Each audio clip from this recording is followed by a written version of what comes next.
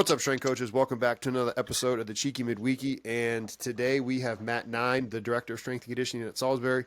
Matt, keep talking about the excellence that is Salisbury, because you were blowing me away with that. Like, talk about the conferences and how you guys come together. Like, I mean, actually, why don't you start with like how many number ones and national championships y'all have won? Because that's ridiculous.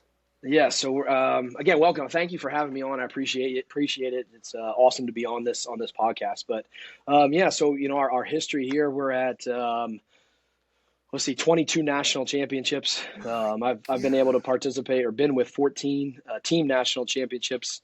Dude. I believe 8 individual national championships. And so yeah, it's been awesome. It's been an awesome ride here for the past 20 years.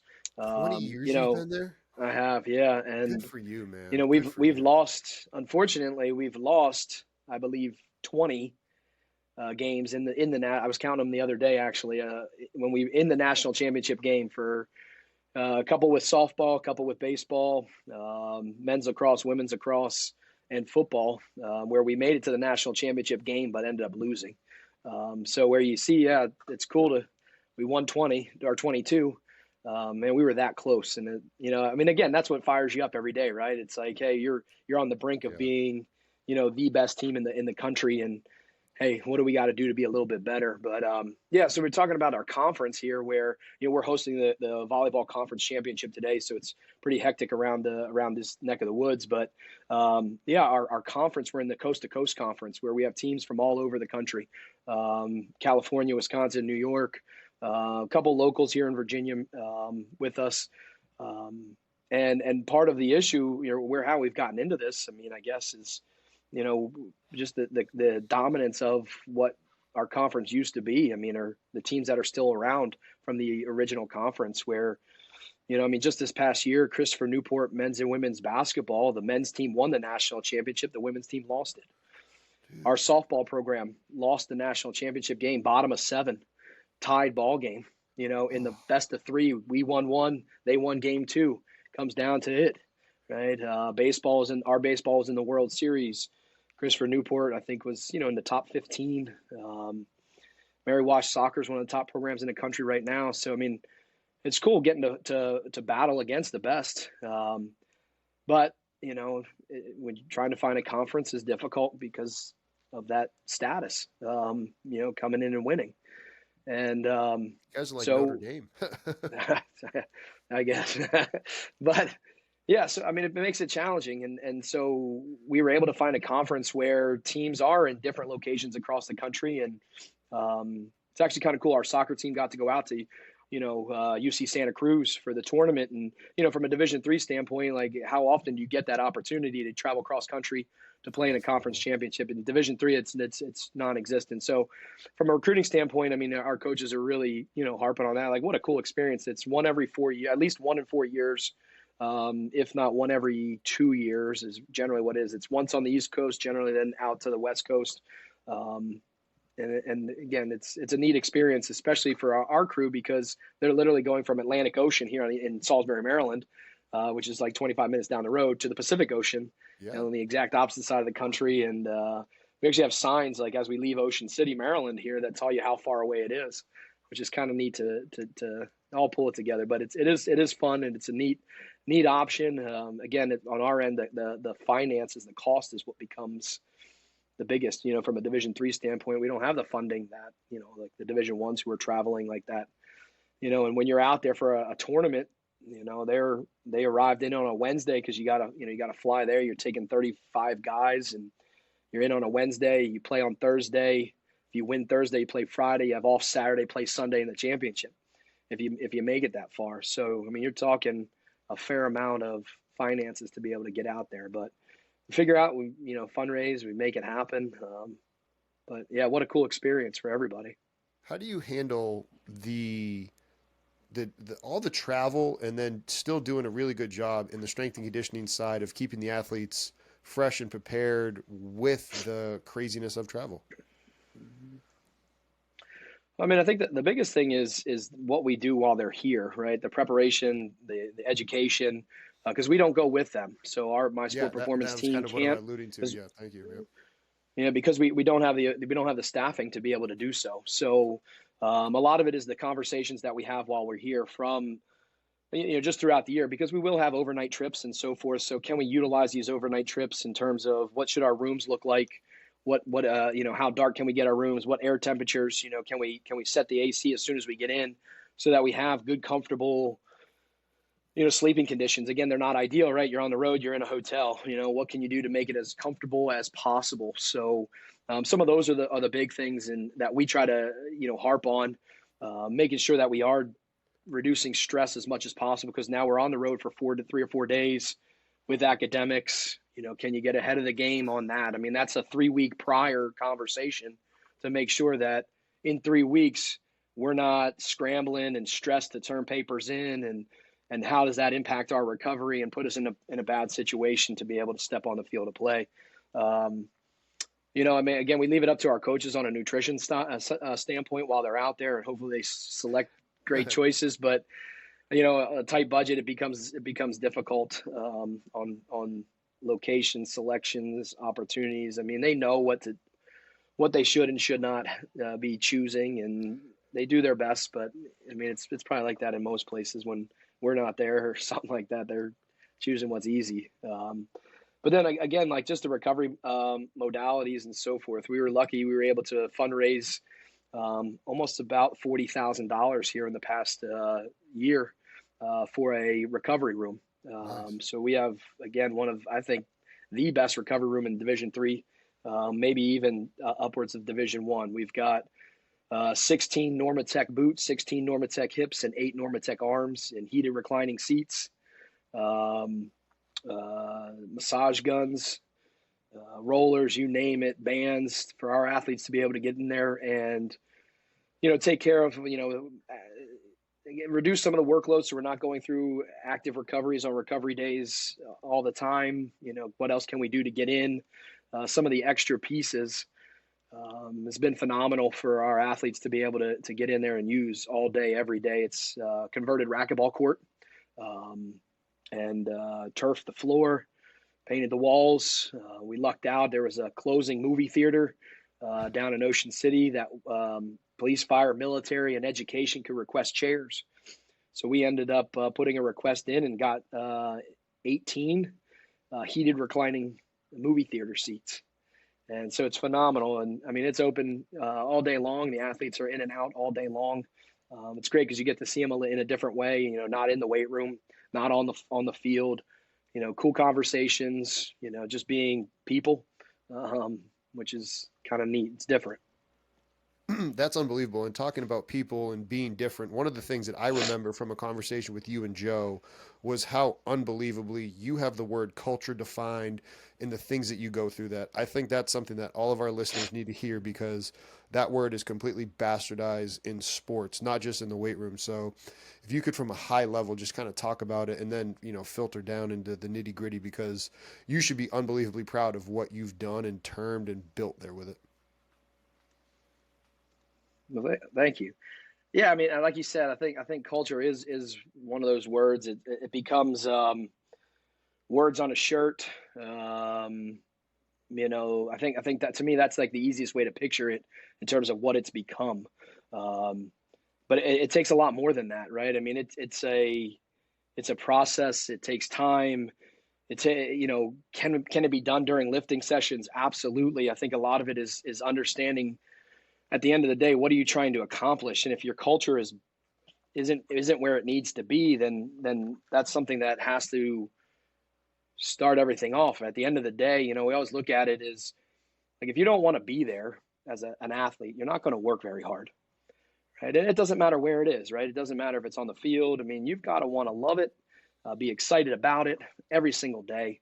You don't have to be running around like acting crazy. I mean, right? I mean, again, that's some of that cliche stuff that I saw on your post. But yeah, so I mean, our culture concept is understanding our values first, right? What our vision is, what our mission is as a staff. So we dive into that. We look at our core values of being attitude, effort, and enthusiasm and energy. And so we want to take that and then push that concept to our athletes And we say attitude's number one, right? I mean, the attitude that you bring every day has got to be as best as it can be, right? You may have had a test. There's nothing you can do about it. We talk about staying in the moment. We do activities. We just did the other day with women's lacrosse, a Tower of Hanoi, right? It's a dumb little game, and you take a 45, 25, 10, 5, 2.5, and you got to move it from one box in that set to the third box, and a big plate can't go on a little, and you can only move one at a time. And all of a sudden, we start playing the game, but we're not doing the game with intent, right? And we're not focused with a great attitude. And all of a sudden, it's like, oh, this is hard. I can't do this, right? And it's like, so it's a great tool to now, for them was a refresh tool, right? At this point, where we're using it now is, hey, let's refresh the attitude, the mindset. Yeah, you can't do it yet, but what do we need to do? How do we need to learn? Can we say and focus in the moment? And just the most important move, which is your very first one. If you get that right, and then you get the next one right, and the next, it's just like catching the ball and throwing the ball and, doing the simple little things. You do that, then the next thing can happen. If you miss the first one because you're too worried about the second, right, then we've got problems, right? It's just one after the next. But so again, the attitude, right? And when we say the attitude is going to create an enthusiasm level, right? Again, you don't have to be the hype. You don't have to be running around, acting crazy. Again, you're going to have that, right? It's arousal, right? There's different levels of, some people they need that, and then other people don't. And so can we as strength coaches adapt to their arousal levels? I mean, we see it, we start our athletes outside of the weight room. So they are at the door and we can see them, and they can see us. And the guys in the front, those are our high arousal guys, right? They're ready to go. They're chomping at the bit, right? They're excited, right? When they start coming in, there's a little bit different interaction with them. We know our guys in the back, mid to back range, are our maybe lower arousal guys who don't want that. Okay, I mean, we high five everybody. I mean, some of the things we do, we'll count high fives throughout the session. Again, body contacts are huge. It creates, I mean, if you just walk around and start high fiving people, see what happens to their faces. They'll start smiling, right? There'll still be conversations. There'll be a level of energy that now starts to come into play just because you start high fiving people. And again, when we first started some of this, it was manufactured, but I didn't care because if you're poking fun, then we're good. Poke fun at it, please. And all of a sudden, we got teams now, hey, make sure you get your touches in today. I don't even have to say a word. But continuing, right? So again, what we're saying is it starts from your values and what your vision is for your program. And, again, we're looking at long-term, right? So not the 4 years that they're going to be here, but for the rest of their life. The role fitness is going to play in everything that they do from here on out. If they've got a bad experience now, what happens in 10 years, right? Now, think about it, right? Most of our athletes, as us as parents, I played college baseball, like we're going to coach our kids, right? And, I've got a 4-year-old and we're playing some U6 U6 soccer right now. And, some of the stuff that I see out there is from a prep standpoint for kids is just awful, right? And I'm not saying that it's what we do with our kids here, with our student athletes here, but just developmentally appropriate in terms of, we're out playing noodle tag, running around, having an absolute blast. You got these other guys, the kids are 5 years old and they're running like high knee lines and things like that. I'm like, man, like, what are we doing? Like, these kids are pliable. They don't need any of that. Let's just go out and have fun. And, one of the cool things was the parent the other day was like, yeah, my kid, grabbed a pool noodle and started hitting me with it. And so he's like, let's play noodle tag, Mom. And it's like, yes, because he's going to associate soccer with noodle tag. Soccer was fun because noodle tag was fun. Okay, cool. I don't care, right? We've done our job. But yeah, so what we're saying is like these kids, these student athletes, they're going to become parents. They're going to coach in some capacity, most likely somewhere along the line they may.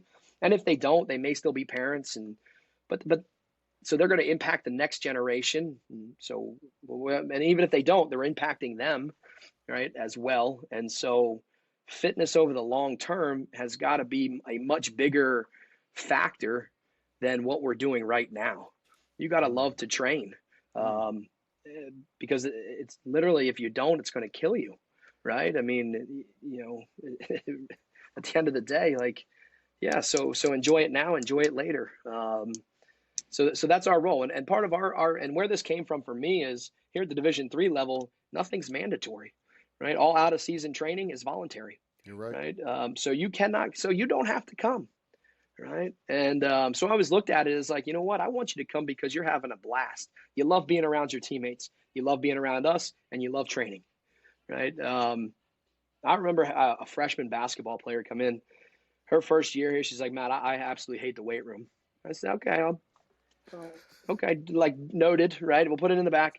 Okay, I'm going to get you. She's like, yeah, no. She's like, there's no way. Her junior year, she comes in the fall. She's like, Matt, where can I buy one of those shirts? And I said, I got you. She's like, what are you talking about? I said, do you remember that conversation we had your freshman year, like second week of school? She's like, No. kinda. Like, yeah, you said you didn't like it.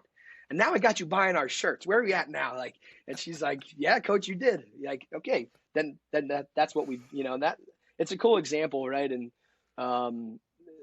just, I guess, solidifies what we are doing, right? And so that's got to be first and foremost in the long picture, right, on our end. But then it dives into them, right? And what do they want, and what do they want out as a team? And I think a lot of it has to do is how you set it up, right? Some of the stuff is difficult that we do, right, where you're evaluating yourself. What's up, strength coaches? Want to take a quick break from the show to talk to you about our sponsor, TeamBuildr. TeamBuildr is your one-stop shop for online training platform needs as a coach. With TeamBuildr, you're going to be able to program for your athletes whether they're in person or remote. Using TeamBuildr, not only will you be able to program for your athletes, but there are special features such as the leaderboard and locking training with wellness questionnaires. With the leaderboard, you can have an exercise performed that day, whether it be a lift, a sprint, or a jump, and scores can be updated in real time and projected on a TV in the training. Wellness questionnaires can be used at the beginning of training, and your athletes will have to fill them out prior to being able to train. This ensures that as a coach, you're being able to collect quality data before the athletes train. So, if you're interested in TeamBuildr, click the link down below and find out more information. Let's get back to the show. Looking at your level of commitment, it's tough. And then we make it even harder where everybody else evaluates you. So your teammates evaluate you. But if we just go at it like that and throw that right out there, it could be bad. It could be really bad. So going through and understanding where do we want to be? I mean, you always ask the question, how many people, right? Let's say you are, top 5 team in the country. How many people want to win a national championship? Everybody's hand goes up. How many want to be a conference champion? How many want to compete for an NCAA tournament berth, whatever it is, right? Again, it's relative to the team and where they're at, but every hand goes up. Okay. Like, so what are we willing to do here? How much effort, how much work, what is that even going to look like? So it's got to be defined, right? And so, because most of the time they don't know, right? They think they know, and mom and dad have been telling them for their life that they're the best in the whole entire world, way better than every, NFL, NBA, MLB player. And so it's kind of bringing that back down is, okay, like, what can we assess, right? If we're not assessing it, like it's what are we doing, right? And, so, and this is where it came out, and understanding and starting is like the concept of grit. With Angela Duckworth and doing some grit surveys, and how gritty are you, right? If I'm being asked as in my job as a strength and conditioning professional to improve your abilities, right? Your strengths, your speed, your powers, right? Anything else that you want to fall in there, your mobility, you name it, right? All that encompasses of what our job entails, but you don't want to work hard. Why do I get held accountable for that? Ooh, right? Ooh. Yeah, I mean, but here's the other thing. Like, okay, well, then the question would be, what have you done to improve it? Cool. I can show you our progressive plan, just like we would have our progressive plan in the weight room. Right? What are we doing to impact those levels of grit? Right? What does our competitions look like? How are we involving? How are we doing these things to help push your level of intensity to become better? Right? At the end of the day, if you're scoring low on grit, and there's nothing I can do, right? Because at the end of the day, that's a choice you have to make. I can't make it for you. I can impact you. I can influence you. I can inspire you, right? But at the end of the day, you still have to make the choice, right? And your teammates can do that too, right? And so that's part of it as well. I think one of the problems that we may see in teams is that they're afraid to say something. They're afraid to say something because of how it may look or where they may think that impacts them, and so-and-so is not going to like me and so forth. But has the environment been created for everybody to be open and aware, right? And be able to discuss that. And How is it closed out? I think that's the biggest one. We close it out. It closes out with body contact, right? So if you're going to say something, if I'm going to say something as a coach, it could just be from a squat position, right? Where you need to sit back more, right? Just a basic cue. I'm going to close it out with a body touch, right? It could just be a quick pat on the back, right? It could be a high five when you're done, right? But we're closing it out, saying it's not an attack on you. It's something that I see that could be better in you to allow you to reach an elite level. Now we've set that up, right? We've laid that foundation so you understand that by looking at what are above the line and below the line responses within the weight room, right? Within conditioning sessions, running sessions, agility sessions, right? Mobility sessions, recovery sessions, doesn't matter, right? There is, and it's simple things is just draw a line on a whiteboard in the weight room during your rest break, go write something down. What's an above the line response? Meaning what are great responses here in the weight room, right? Somebody gives you criticism. What's a great response? What's a bad response, right? Too often we spell out the good, but never the bad, right? When we give the bad, nobody knows, right? Because it's never been spelled out before. So let's just spell it all out, right? How long does it take you to walk over the whiteboard and write one word, 2 words, right? We need that recovery time anyway, right? I mean, we might have it in with a superset, but I'm working, high intensity loads, upwards of 90+%. I'm going to need time. All right? I'd rather that than them get back in early, right? And then be fatigued and that impact the performance of the lift. So it actually is benefit. It's almost like a tri-set, right? It's like board, right? Go to the board as your exercise, right? And then at the end of the session, it's a 2-minute review, right? Let's go through. Let's see. Hey, what do we think? What does this mean? Who wrote this down? Are you willing to share? Or I might see somebody writing down and walk up to him and say, hey, can you share a little bit more? Right? So maybe somebody's a little bit more quiet. Love this, right? Can you share this with your teammates? Because all of a sudden their teammates may see them as quiet, right? And all of a sudden now it's like, oh man, Matt thinks it's a great answer, right? And I get more confidence as an athlete, and now I'm speaking in front of my team, right? That's huge. When they're a freshman, heck, you might be a key player in a year for us, right? Let's get chatting now because we're going to need that on the field, right? They're all things that we're going to need. And so again, that's kind of like where it all starts, and then diving into what their culture. Some teams have it, some don't, right? Getting into like their core values and what their core values entail.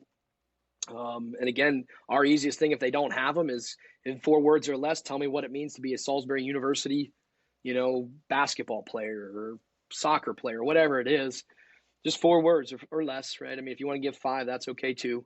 And what ends up happening is, let's say we have 30 guys who will respond. We usually have double to triple the amount of words. So 30 guys, we may see upwards of 80 different words.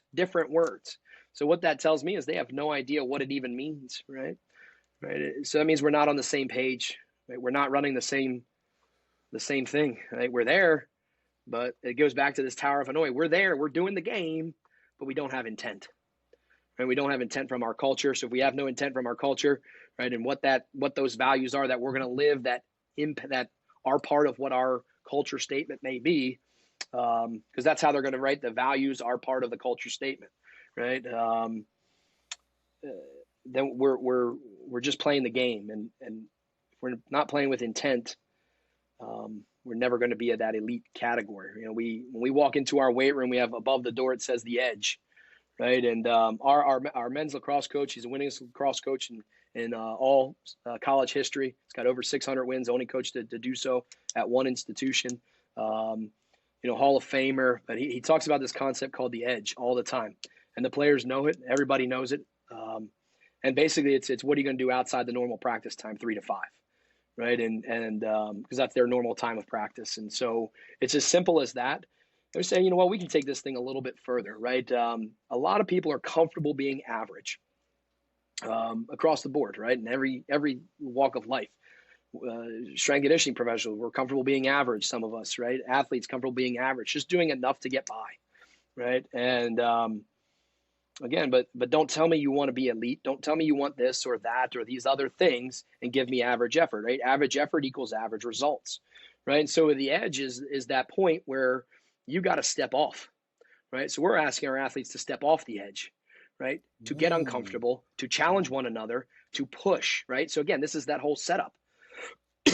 Like we're setting up this concept of, yes, let's step over the edge. And as soon as we walk in the weight room, we're stepping over, right? That's our symbolism because they're with us during that time, right? So you walk in the room, you're walking over the edge, and it's time to fricking go. And so again, how do we create that? Again, you got to talk it, right? I mean, that's it. If you don't sit down and have those sessions, I mean, every session thereafter may not be as good, right? Is it worth taking one or two sessions early on, a couple refresher sessions here and there, not the whole session, but part of the session later on, to keep influencing those, to have better effort, intent, and focus throughout every other training session? Absolutely. I'd rather do that than us just kind of half-ass going through a lift and not wanting to be there and emotions. And again, that's average, right? I mean, and that's part of it. And one of the things we're able to see when we do some of our grading is, we grade your commitment level. And in the commitment level, I mean, it's a 1 to 10 scale. What's your level of commitment to the weight room, right? You can define what your 1 through 10 would look like, right? We have it defined. What does it look like, in the running piece? What does it look like from a recovery, right? So these are our 5 pillars, right? Our 5 pillars are lifting, running, recovery, which is our sleep and nutrition, playing the game, and then mental conditioning, right? We're saying these are the 5 pillars to become an elite athlete, right? If you want to be elite, those are the only 5 things you have to work on. Obviously, you have to be a student, right? But that's not an athlete, right? I mean, we're making that separation. You got to still do that to be an athlete. But once you're an athlete, right, these are the 5 key factors, right? If you're scoring above an 8, right? So we looked at Commitment Continuum by Jeff Jansen, his book. And what he was finding in his research was that those teams that are scoring above 80% on their scoring system were having better results. Well, that makes sense. You're scoring above average, right? It comes back to the same simple concept of average effort equals average results, right? And so if you're coming back and scoring a 73.6% as a team, don't tell me you want to be elite, right? And so again, it's awareness. Putting it right, everybody knows what a 73.6% is on a paper, on a test. It's a C. That's average. Okay. So if you're not where you want to be, right, as an individual or as a team, come the end of the season or middle of the season or wherever it is, not my fault, right? I mean, all we can do is spell it out for you, let you know, right? Here's what it is. At the end of the day, you've got to make that decision. My job, again, is to impact, influence, and inspire you to make those decisions. But a lot of times, nobody's ever aware, right? Because it goes back to that thing. They've always thought, yeah, I work hard. Well, you worked hard for 5 minutes in a 1-hour session. And that's what you remember, right? That hard one sprint that you did, and this is what drives me nuts as well, right? The cliche is like the last one, best one. No, everyone should be the best one, right? Why are we going to wait to the very end in running? Drives me up the freaking wall, right? It's to the point now where I love this one with our men's lacrosse team. They're different, right? I mean, they have 13 national championships as a team, vying for number 14 coming here this spring. We're out there, and I remember one player here. He's a senior captain now, great leader, just effort, phenomenal, and he's running. And again, this guy could just run forever. He's strong, he's powerful. I mean, he brings the whole package. He don't belong here. He's that good, right? And but somehow he's here. He wants to be here, and it's all in, and we love it. And he doesn't win the last 2 races. And he just went crazy, and not in a bad way. I mean, but he's like, yo, that's absolute bullshit. He's like, that ain't the SU way. That's not how we do it, right? If you're here and you're beating me on the last race, I expect you to be beating me on the first race every single time. Let's right? go. And I was like, yes.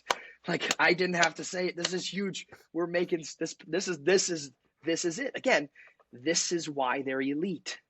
is because of their culture is so ingrained that you work your ass off and that's how you get better. You don't hide and then surprise, I'm the first one at the end, right? Because that is an average mindset. That is not elite. The elite person will win race 1 and challenge in race 2 and try their best in 3 and still work as hard as they can in 4. And eventually, over training, number 2, they're winning, 3, they're trying, right? And then 3, they're winning. Then 4, they're winning, right? Because they're getting more fit, right? Amazing how that works, right? As opposed to half-assing it for the first 8 reps before you get to the 9th one that you won. And again, it was cool to see, very cool to see, but it drives me up the wall. Like it makes no sense. I want to see the first one great, and then the next one as great as you can make it.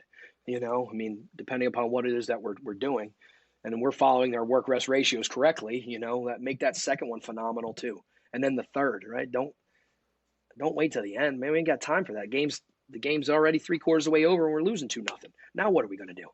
Right? All because you want it, right? It's a whole mindset attack, man. Let's fricking go from day 1, moment 1, effort 1 right away.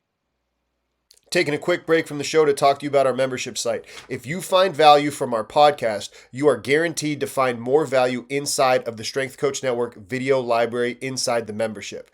Doesn't matter the level coach you are, you can see all of our 170 plus lectures sorted 3 different ways. Based on the level of expertise coach you are, aspiring, established, or head, you can sort it by every sport imaginable, and you can sort it by every topic in strength and conditioning. This makes all of the content consumable, easy for you and for your staff members to be able to deep dive on any topic in strength and conditioning.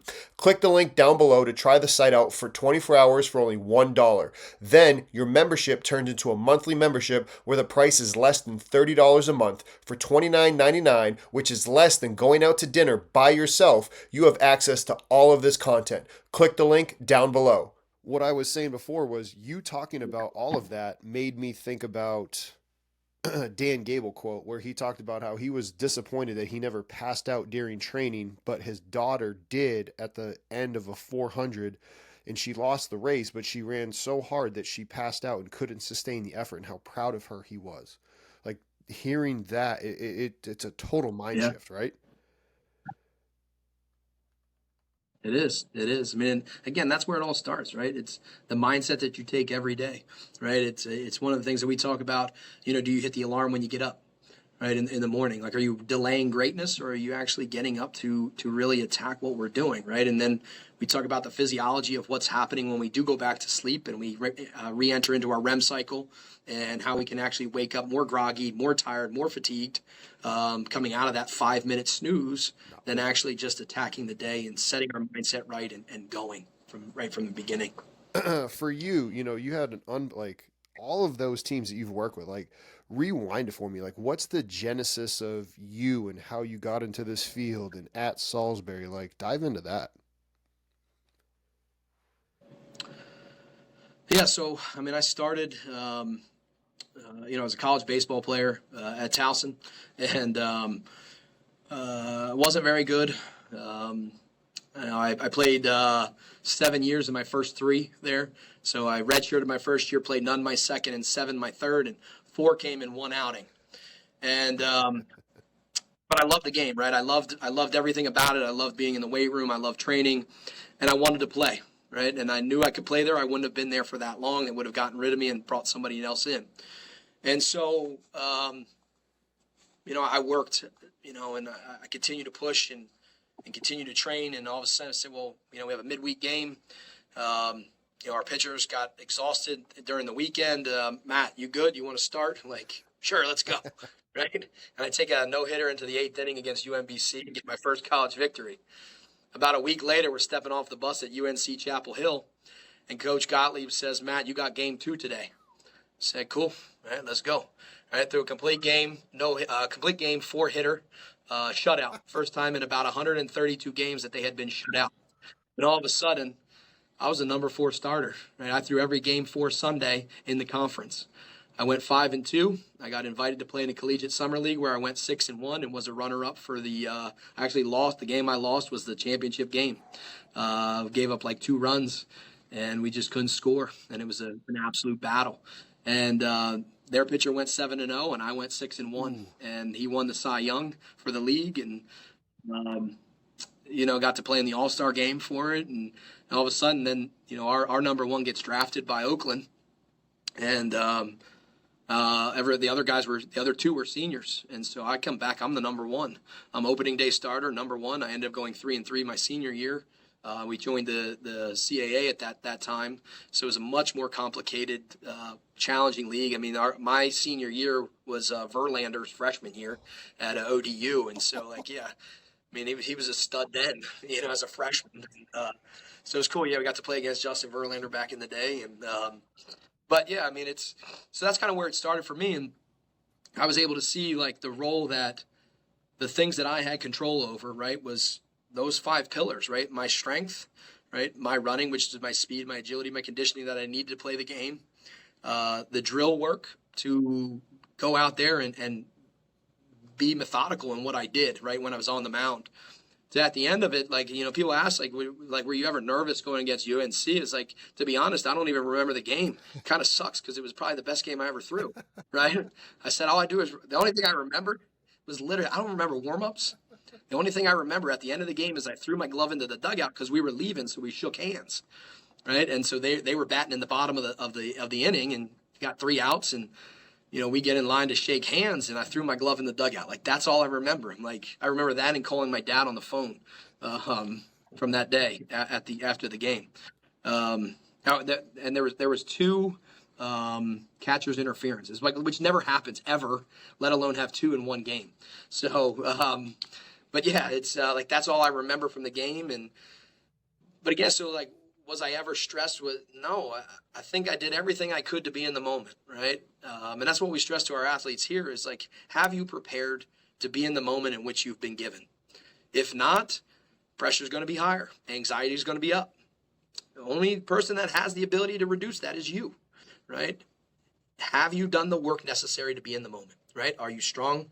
Are you powerful? Are you quick? Are you explosive, right? These are all things that you control, right? Meaning either your genetics or have you done the work to get them better, right? The drill work, the skill work, right? The film work, your nutrition. Have you done any of that? And at what level, right? And again, that's where you can set standards. Like, what are the standards or the minimum that the team may feel is to be, good enough to reach the level that they want to reach, right? That's a standard, is the minimum. And so, okay, let's set them, right? Set your standards. What are they? And again, that's kind of where I came from. And so then I go and, I was a phys ed major. I didn't want to teach phys ed, in high school. I didn't enjoy it. So I was like, let's see what we can learn in grad school. So I came to Salisbury and got my master's degree in cardiopulmonary physiology. And was thinking about going to med school, and decided that didn't want to do that either then. And so I went and interned with the head strength coach for the Baltimore Orioles, Tim Bishop, up there on York Road there in Timonium, and absolutely loved it. And I did some work here with some of our teams when I was in grad school here, and absolutely loved it. And went and worked for the Toronto Blue Jays, got a job. I actually left school early. They told me if you fly back and pass your exams, you can pass class. I left, I think, 8 weeks before school ended. And said, cool, game on. And, I was also one of those guys in grad school. It's like, I could care less about, they were cool people, right? But I didn't care if I ruined the curve, right? I'm in it for me. I'm trying to get as smart as I possibly can to be, again, it's in the mindset, I think, elite. And so, yeah, I was the guy. I was getting 95s on papers that everybody else was getting C's on. So they were like, yeah, you're probably going to learn more down there than you will here at this point. So go ahead if you can come back and pass your exams. And so I flew back one day, got back the night before, took the exams the next morning, flew out that night, was back to work the following day. So I worked with the Toronto Blue Jays, great experience down there, still great friends with those guys. And then the job opened up here, and kind of been here since. And I've had opportunities to leave. And I remember it was my third year here. I was offered a minor league coordinator job back in baseball. And, that's my dream, to work in pro baseball and around that. And, I was married at the time, and my parents were out here, my wife's parents were out here, and my values, right, in terms of family and so forth. And I go down there and I talk with the director, and he goes, "Let me tell you my story." And wife was a teacher, and first year summer she was up there with him, and then second year she was working on a master's. By the end of the third year, they were divorced. I'm like, man, my wife's a teacher. This ain't going right. Like, I'm not moving on that same path. I don't want to, right? I mean, that's not what it's about, right? The job is not the end all be all. And so as soon as I said, I was like, yeah, I made the hardest decision of my life. I think turning that job down, I said, hey man, you're going to make this thing. Let's go ahead and it's go time now, right? Let's go get it. Let's make it great. And then about a year or two after that, my director said something that I'll never forget. He said, I never asked you to grow the job, right? To grow your position and so forth in terms of sport performance. I said, man, you just did something that you shouldn't have done. Like, you sparked a deeper fire that who knew even was there, man, when you said that. And so at that point, it was like, man, this is going to be one of the best Division III strength conditioning programs in the country now at this point. Let's freaking go. We brought on some phenomenal staff. We've had phenomenal staff in with us. Our GAs, we have 3 graduate assistants that work with us. They're all out of here. I mean, they're landing jobs before they graduate, which is great. And, yeah, you spark something. So I appreciate it. Don't know if that's what he meant to do when he said that, but I appreciate him saying it.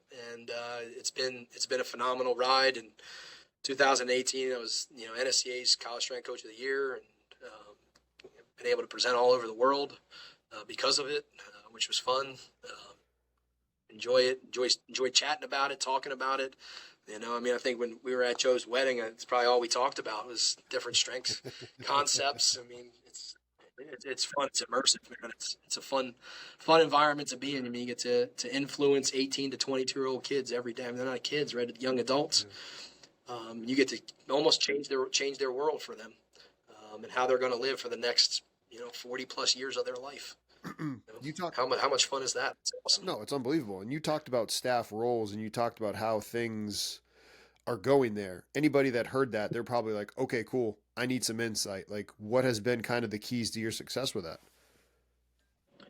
Well, I think part of it is, to be honest, is, man, I've got so much going on. So I oversee the department. I'm an assistant athletic director, and I run the rec center. So I oversee the rec center operations and all of our sports. So I've got, I oversee football, men's lacrosse, women's lacrosse, and field hockey. So the GAs, I mean, one of our GAs right now, I mean, she had the number 1 teams in the country. She was in charge of both baseball and softball, right? I mean, yeah, you're in charge of number 1 teams in the country right now. And you know what? I've got full confidence in everything that you're going to do, right? Or you wouldn't be here, right? I wouldn't have hired you. And go get it, right? Just have fun, enjoy, right? I mean, I'm going to help you learn in the process on the way. I mean, you're 23 years old, like literally, you literally graduated a year ago. And now you've got the best of the best that you're responsible for. So again, you're prepared, and when you're not, just come in, like, we'll chat, we'll talk, it's more in the moment. It's not, I mean, we do have our weekly meetings and things like that. But it's in the moment. Let's engage, right? So it's finding that time, which is difficult amongst all the other duties and so forth. But part of their great learning process is they get to work with the best of the best. And so there's a level of standard that's pretty high when you're coming in. And so if you want to come here and you want to work, you got to understand that the expectations are going to be set high. But it's defined, it's broken down, right? I mean, it's not anything that you're guessing on. I mean, you understand what our KPIs are, what we're looking for, right? It's systematic, because that's the only way we're going to be able to work. And I think some of that too, then the other benefits that they get out of that is they each have a responsibility that rotates every semester. So one semester they're in charge of social media. One semester they're in charge of the intern program development. So, I mean, you're 23 years old and you're in charge of the internship program. And, I'm going to mentor you through it because when you graduate here, that's one thing that as an assistant, you're probably going to do. Yep. And I need you to be able to talk about it in an interview.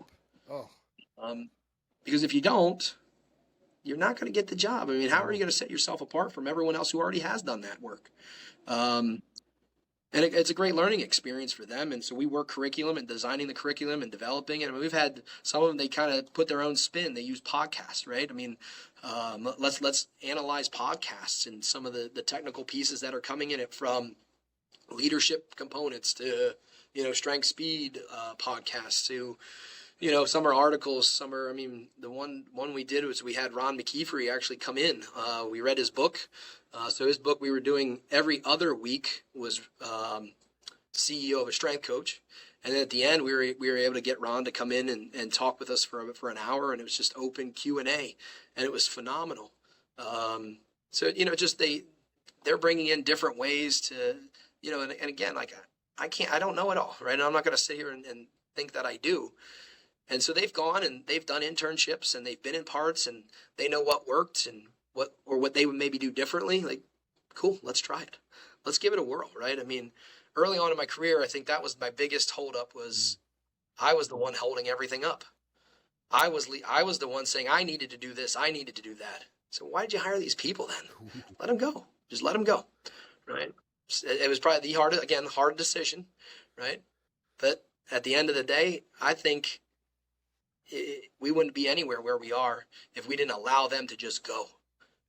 And I think you see that too often, or you don't see that often enough, where it's like it's my program and I want to keep a cap on it. Like, man, like you're missing something there. Like, there's people that can just you hired them for a reason, let them go. And it's been phenomenal. And I think that's the key piece is you're now implementing, right? And so you're ecstatic, right? You're like, man, I get the #1 team in the country. I want to do great. Like, I'm reading articles. I'm here. I want to make sure that, and again, sometimes they get overwhelmed and say, oh, hey, that's my job, right? Yeah. Boom, take this, hit the brakes.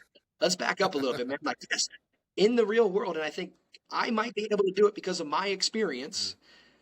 But in your experience, I don't think we can do all these like 5 different things. And I remember there was one guy, we let him go. He was working with soccer, and he was like, okay, go ahead. It's not going to hurt him, right? It's not going to, let's see. So I got him in. He's like, don't even talk to me. Like, that's what he says to me. He's like, don't even talk to me. He's like, I already know. I'm like, I'm going to talk to you, right? He's like, yes. I was like, cool, you figured it out, right? So tell me, what did we figure out, right? So it's not me telling him. It's like you asking the questions. What did you learn, right? What could we have done better? What are some of the processes? And he's like, you let me do that, didn't you? I was like, absolutely. I said, you'll never forget it, will you? He's like, nope, never will. I call that brushing against the guardrails. Cool. I mean, it just lasts, some things didn't go when you're out on the field. Yeah, absolutely. Absolutely. I mean, you're out there and like, yeah, it didn't go well. The transitions between drill to drill weren't smooth. All those types of things that as an experience, you'll know like, yeah, that ain't going to work. Inexperience, you will now learn, but every other training session from here on out is going to be tenfold better. Let's learn it early, right? Why hide it? You'll never learn.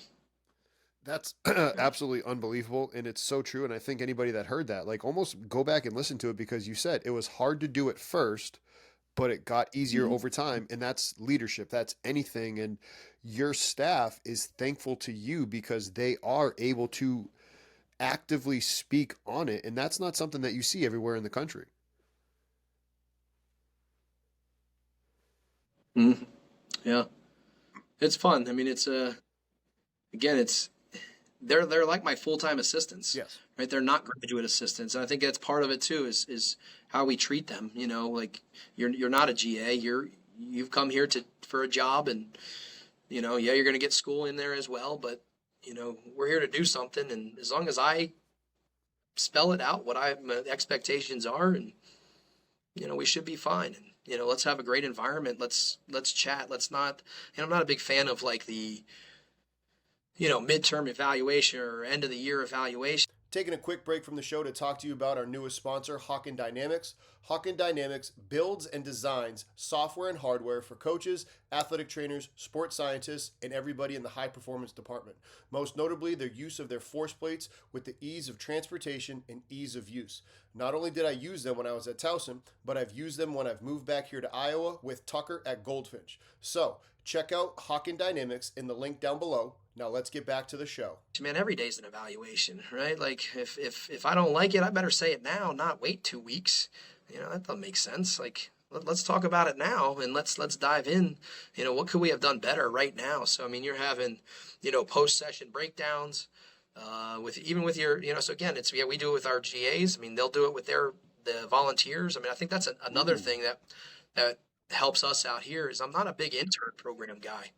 So, and part of the reason why, and again, I don't know, I think like in every walk of life, right?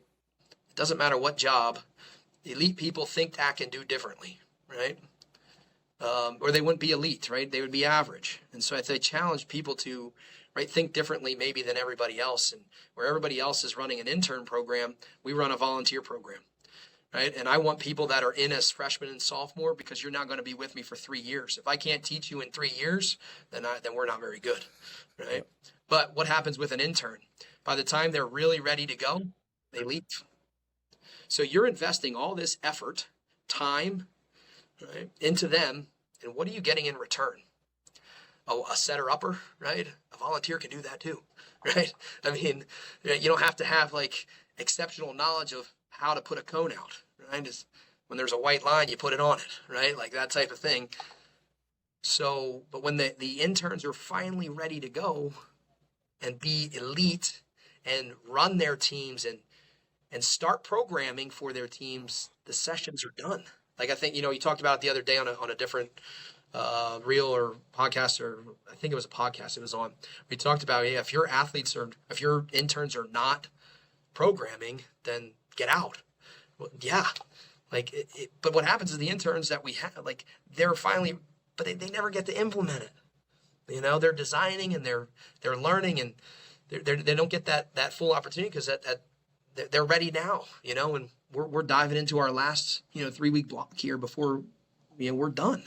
And, but now where we take the volunteer, they're learning, they're able to direct apply what they're learning in the classroom, because we have an exercise science major here, directly apply that every day. And so their educational is actually enhanced more because now they're in the moment learning it.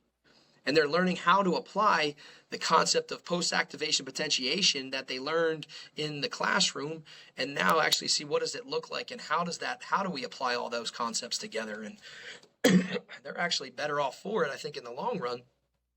But now that's year 2, right? You still got another year with us, I mean, Joe, for example, Joe is one of them. He was with us as a volunteer, I mean, by the end of their volunteership, they're literally designing full phases for teams, implementing, getting it. I mean, man, like you're ready to go.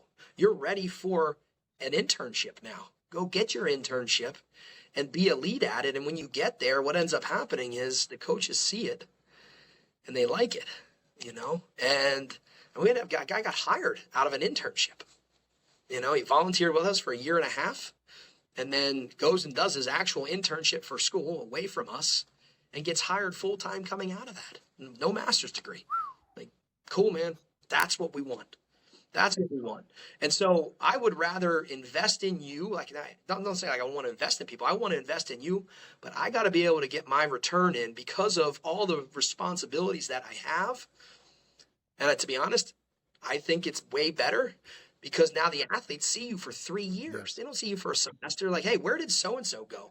Like, which is cool, right? They say, hey, where did so-and-so go? Which means, yeah, they were doing a great job, right?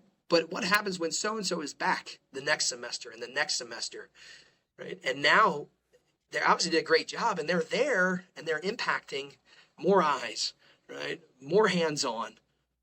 Man, that's so much better. And so, yeah, some schools, they don't have that. They don't have an exercise science program. But you'd be surprised at what's out there. People, who maybe just love it, who love training, and maybe they're a business major or something like that, and they thought about opening a gym and be more on the business side. And you just got your resources. And that's one of the things I think here at Division III is like we don't have them. Like our resources are limited, so we got to be able to find some of those things and challenge maybe the status quo of way it always was or way it's always been, because again, I'm not a big fan of that concept. That's unbelievable. I mean, Mike Wade was he was with you guys, and he was an intern with us for a summer, but he was the third person on staff, and then he went to Iowa and helped him get a job eventually, working in Central Michigan, and then now to in the tactical world. So it is unbelievable what you've built Yeah. there, and you did build that giant. How did you, before the giant was built, handle the notion, or maybe you still have to deal with it now, of like just D3? And I put it in air quotes for anybody that's not watching, because clearly the things that you're doing are not what people would associate with Division 3. How do you handle that duality, if you will? Well, I think it goes back to like the mindset you take, man. I don't care what it is, right? Division 1, Division 2, Division 3. Like my job is to deliver elite, right? So I need to figure out what that is, right? I mean, I could care less what you think or what they think or what anybody thinks about what who we are or what we do, right? That's not my concern, right? We talk about it with our athletes all the time. Like you can only do what you're capable of doing in the environment you're capable of doing it in, right? So go get it, man. Just do it. Do great at where you're at. Continuously learn, grow, get better, right? As soon as you stop, everything's getting worse. And I think that's the mindset that has to be taken is what are we doing better this year than not every team won a national championship last year, right? So we got to figure out what we got to do better. Where do we need to go? What are our KPIs? And again, it's challenging the pieces, right? And it's okay. What do you have available to you? Well, we have no money. Okay, cool. Figure it out with no money, right? And somebody say, okay, what are you reading? What do we, can we dive into leadership? Can we dive into commitment, right? And you start diving into it. It's like, wait a minute here. Why is nobody doing this? Like I'm still blown away. Like when you talk about assessing commitment and commitment scores and how committed you are to being elite, and it gives you a score that can tell you where you sit. Why would you not do that? Right? We're so numbers driven in bench and squat and sprint speeds and miles per hour and total distance covered, you name it. We're so data driven, but the one piece that impacts every single one of them is your level of commitment. If you're not committed, every single one of those numbers is probably going to be a lot lower than it should be. Yep. Right? So that's where it kind of started for us, is like, and all of a sudden it's like, well, yeah, like our teams that are scoring better in these, again, not everybody scores great, but our teams that are scoring better in these are performing better, we saw our early test was with field hockey, and early on, and we were scoring like a 68%. This is the top 10 team in the country every year, right? Currently sitting at number 6. And so wait a minute here, man, we're just average, man. We're just giving mediocre right now. And all right, what does it look like? So you say, we're talking about nutrition, right? We're just asking, do you eat breakfast, lunch, and dinner? And I'm getting scores at 75%, meaning that people can't even eat three general meals a day, let alone actual talk about macronutrients and things like that. We're not even there. We can't even eat, right? So we got to eat first, right? And all of a sudden, I give you this one individual, and she was middle of the road in terms of her test scores and so forth. And all of a sudden, she does not like to score lower than 100%. So she starts eating to be an athlete, not eating to just stay alive. And all of a sudden, coach says something. She's like, "Wow, you've gotten faster."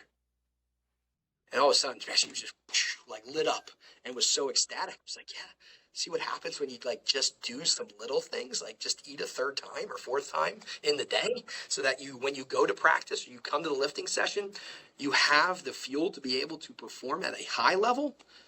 Fancy how that works. And then all of a sudden, like you got stronger, you got more powerful, which then transferred out onto the field. Wow, crazy how that works, right? And it's interesting, but when you assess it and put it in front of them, like they can't hide from it.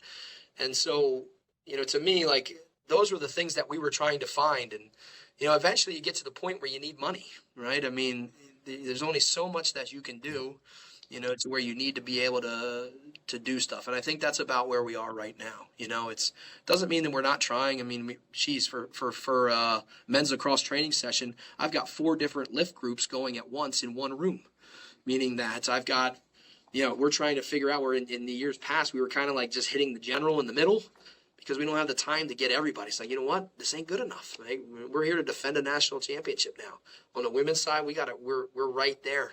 Right? What can we do? Like, why are you doing the same thing that they're doing? They don't need to be doing that. And I know that, and it's sitting here killing me, right? For the past 19 years that we were doing it like that. Right? But when you have those limitations, is okay, well, what can I do? Where can I fit this in to optimize? You've got your fifth years and year seniors who are 2 times their body weight on back squat. They're hitting 34-inch verts, right? They're running sub 4.2, 5.10, 5 pro agilities. Man, like as an attackman, we're right where we need to be. You don't need to sit in here and do tempoed eccentric work, right? Let's get you, what can we impact on that power side, right? Maintaining those components. But then you got your freshmen in here who are, little baby bunnies, like they're when you put them in an eccentric, they're like the doe, the baby deer who's just born. Their knees are wobbling. It's like, they need a high level of eccentric, right? They've never done it before. And again, these are our decelerators, right? The areas that are going to impact them in terms of injury risk reduction, right? As well as optimize their performance right now during fall ball. And, so yeah, again, we'll figure something else out as we go. This becomes the new norm. What's next? I don't know. Eventually, like, money's going to have to come in terms of, what we can create. We're doing things like right now. We're tracking, part of our volunteers that are out there in our run groups. We're doing small-sided game work right now with our lacrosse groups. You're getting wins and losses, right? And they're scoring. Right. Everything, simple games like 2-on-2 tag, right? Or 1-on-1 tag in a confined space where we're doing some conditioning work. Every time you got tagged, other person got a point, right? At the end of the day on Monday, right, goes up onto the board. Here's our stats, right? It could be our, thing again, we talked about early on, like measure what you think is, if it's important, measure it, right? And then post it. Don't just hide it because nobody's going to see it and then it doesn't have much of an impact, right? So again, like we may have a test set, right, or a coached watch set, and then we're highlighting that coach watch set. All right, here's your goal. Last week, you did 275 for 4. You can go 280 for 4. Or you can go 270 for 5, right? That's your choice. You hit it. That's a PR. It goes down as a PR point, right? Again, where are you? And again, we're not asking for a lot that's going to negatively impact your the program.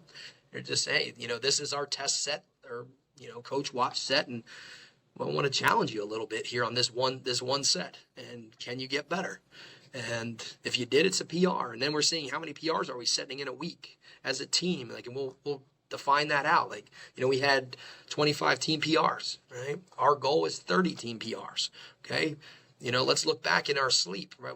Our team average of sleep right now is 6.75.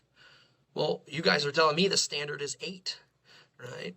So now I can look and actually say, okay, well, isn't it funny how those guys who are getting their 8 to 9 hours of sleep are also the same ones who have the most PR points?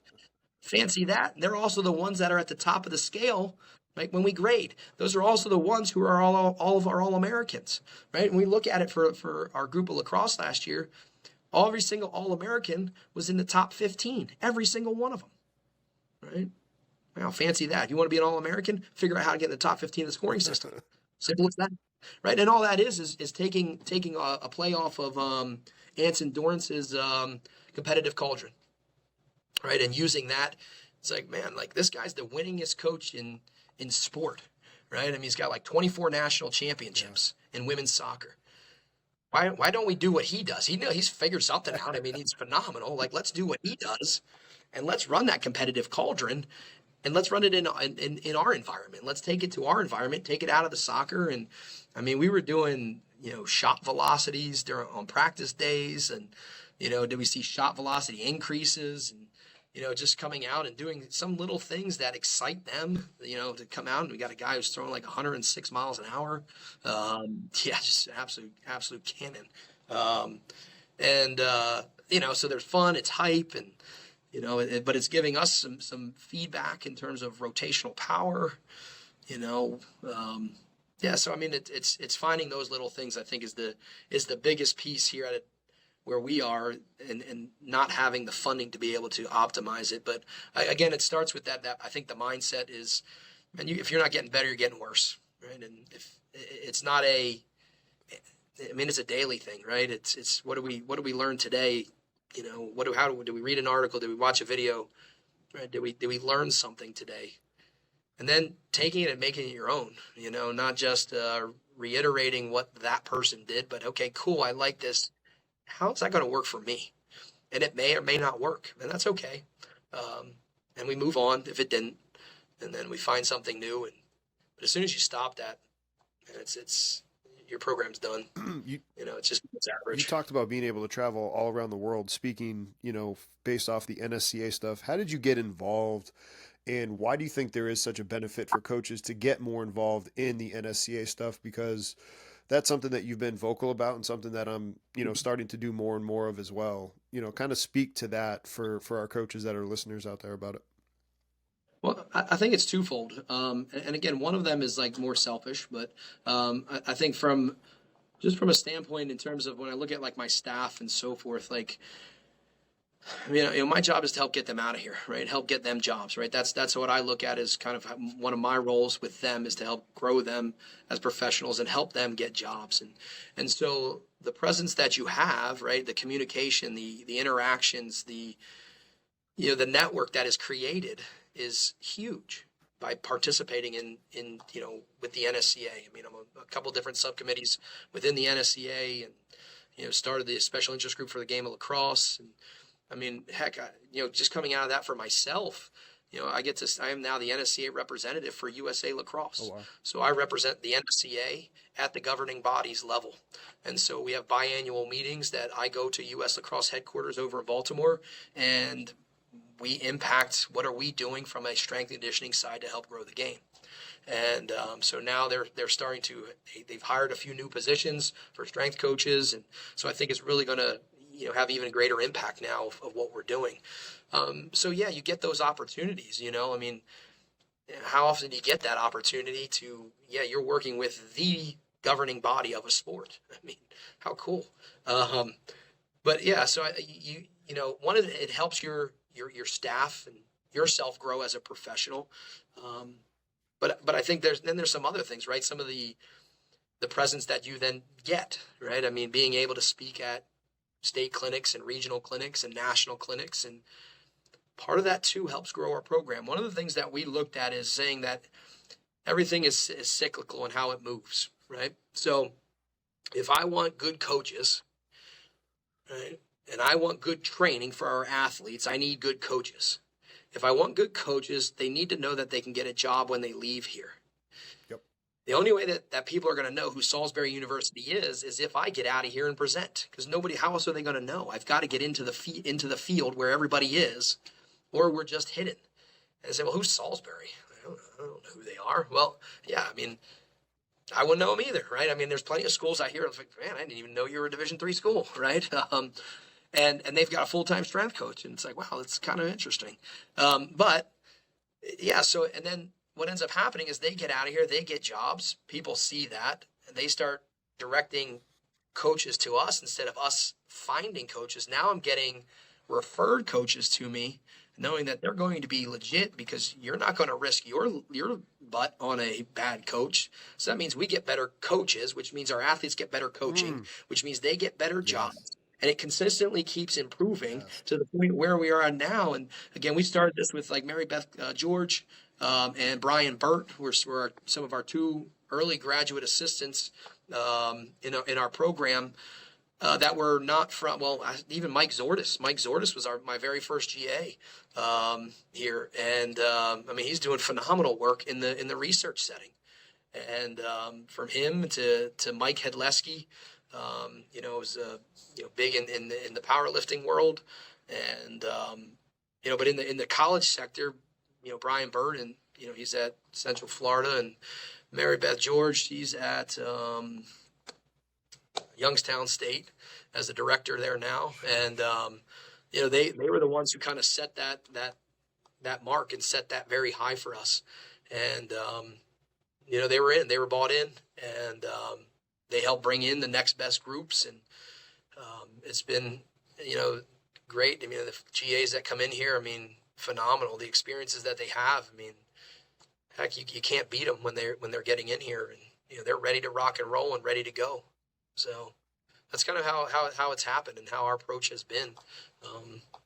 It just reminded me of our conversation about on the hop, and please explain why this is terrible. Go ahead, brother. Yeah. So again, we're talking about the concept of cliche and those types of things. And I think a lot of times what people end up doing is they do stuff and they don't know why. And so I was sitting in a presentation probably about 15 years ago as a strength coach from the Houston Dynamo, the MLS. And he comes up with a slide, and it's a study from 1967. I'm like, that's like mid 2000s. Come on, man. Like, what are we doing here? And it was the cultural acquisition of learned behaviors amongst rhesus monkeys. And I'm like, now I'm really like, who is this guy? Right. And how did he get this job? And all of a sudden I come out of it. I'm like, holy shit. Right. Like I've learned more in this weird study. It has literally blown my mind. So kind of what happens with this study is they bring a rhesus monkey and they put him into a room with a reward. Right? Anytime he goes after a reward, there's a blast of air that comes and denies him from going to that reward. Right? So the next thing they do then is they introduce a new monkey into the room with the original monkey in there. Anytime the new monkey goes at the reward, the blast of air, right, would come. We think, right? What would happen is the other monkey would never let him reach it, right? Because the original monkey saw, right, the result. Now that result could have been just for him only and not the new monkey, but we'll never know that. He would never let him or her reach that reward.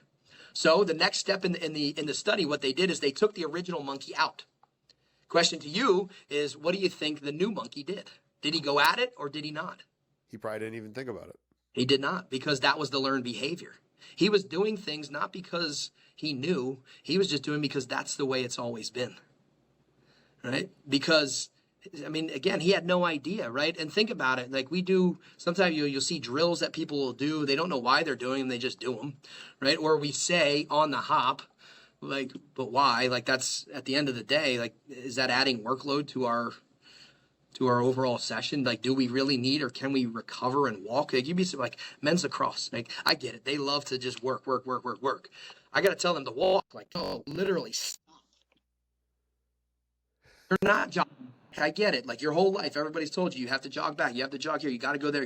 No, we're literally walking, right? Because you're going to be fatigued and I need you full effort because we're working on sprint speed right now, not a conditioning effect. Chill out, right? But yeah, that's what it is, because we don't know why we're doing what we're doing. We just do it because that's the way it's always been. And, this study was one of those ones that I deliver it to our staff right at the beginning and talk about understanding why do you do what you do, right? I teach a class on Monday nights, and that's our first lesson. Our first lesson is, if you're going to put something into a program, you had better be able to explain why you put it in there, right? And one of the cool projects that we have, like our interns, we do have a couple interns here who are they can't really go anywhere else because of their academic schedule, so one of their projects is they got to watch a session and put a why to it. And to be honest, that was the one project that I had. I've learned more in that project when I was in grad school. I remember that was the class. I think I was like 10 pages in, hadn't gotten out of the warm-up yet, right? And you literally have to funnel everything. Right? Well, we were doing a ladder warm-up. It's like, okay, well, like what's a warm-up? Right? Is it general? Is it specific? Like, what are they? And you got to define all that, right? And then some of the activities that we were doing within the warm-up, there was references to running mechanics and ground contact time and things along that line. So all of a sudden, it's just like, and I was like, this class was phenomenal, best class I've ever had, and I literally just watched one session, right? It was like that was the whole class. I learned more in that class than I did anything else, and so we make our staff do that, or the interns for their cumulative project is watch one, define it, break it down as deep as you can get it. And, which is, again, a challenge. It's like, how hard are you going to work? How bad do you want it? How bad do you want to be in this profession? Again, if you don't want to be here, I think you had that. here, get out, right? If you're not in it, right, you got to know, right? And again, for those young professionals, right, this is what it takes. I mean, you're going to have to continuously learn and grow and get better because the field is so raw and new right now. It's constantly getting better and growing. But yeah, 1967, culture acquisition of learned behaviors among rhesus monkeys has been a game changer in my life as it relates to strength and conditioning, and always challenging why. Like we will never do something because that's the way it's always been, or that's what I heard somebody else say. No, I will go and research it first. I will find out before I ever implement it, because again, on the hop is just something that people have always said or just always done. And I mean, and we become this like cliche driven program and nobody knows why we do what we do.